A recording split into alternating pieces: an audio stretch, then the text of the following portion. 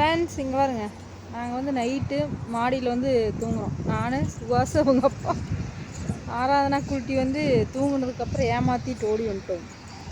ஏன்னா கூட்டிகிட்டு வரலைன்னா இங்கே வருங்க மதில் வைக்கலை ஒரு சைடு. ஆராதனா தூக்கத்தில் எந்திரிப்பாங்க, அதனால தான். சுகாஸ் வந்து தூங்குனா காலையில் தான் எந்திரிப்பார், தவிர எந்திரிக்க மாட்டார். ஆராதனா வந்து அப்படி இல்லை, தூக்க வரையில் எந்திரிப்பாங்க. அதனால் எதுக்கு வம்புன்னு சொல்லிட்டு தூங்க வச்சுட்டு வந்துட்டோம். சூப்பராக காற்றடிக்குதுங்க ஃப்ரெண்ட்ஸ். இப்படி ஜில்லுன்னு இருக்குது, ஏசி கூட இப்படி இருக்காது. ஏன் சுகாஸ்? வேறு லெவலில் இருக்குதுல. எந்திரிச்சு வா சுகாஸ், ஏ வா நிலாவை பார்த்துட்டு. இந்த மாதிரி எப்போ சுகாஸ் வீடு கட்டி நம்ம படுத்து தூங்கிட்டு நிலாவை பார்க்கறது? சீக்கிரமாக நம்மளும் சொந்த வீடு கட்டி இப்படி வந்து தூங்கணும். எப்போ நடக்கும் என்று தெரியவில்லை, ஆனால் நடக்கும். நிறைய பேர்த்துக்கு அந்த கனவு இருக்குது. ஆமாவா இல்லையான்னு சொல்லுங்க. சரியான காற்று சூப்பராக இருக்குது.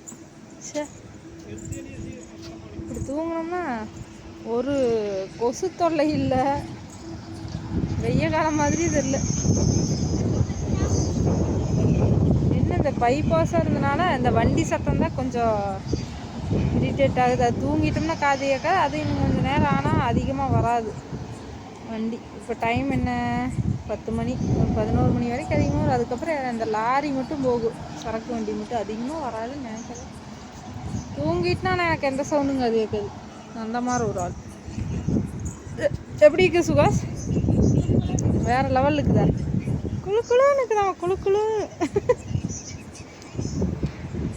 ஆதிரி அப்போ முதல்ல ஒரு நெல்லிக்காய் சுகாஸ் எடுத்து வந்தால் நீ குடு குடு அப்படின்னு வாங்கி கடிச்சு துப்பிடுச்சு, வீசிடுச்சு. மறுபடியும் இன்னொன்று எடுத்துகிட்டு வந்தால் அதை குடு குடு. 2 நெல்லிக்காய் சார் வேஸ்ட் பண்ணிட்டாரு. மறுபடியும் சுகாஸ். ஓகே, நாங்கள் தூங்குகிறோம். பாய், குட் நைட். பார்த்து சும்மா அது சொல்ல வார்த்தை இல்லை. இந்த மாதிரி வீடு கட்டி நம்மளும் இப்படி வெயில் காலத்தில் வந்து தூங்கணும், அவ்வளோதான். நல்லா இருக்கும்.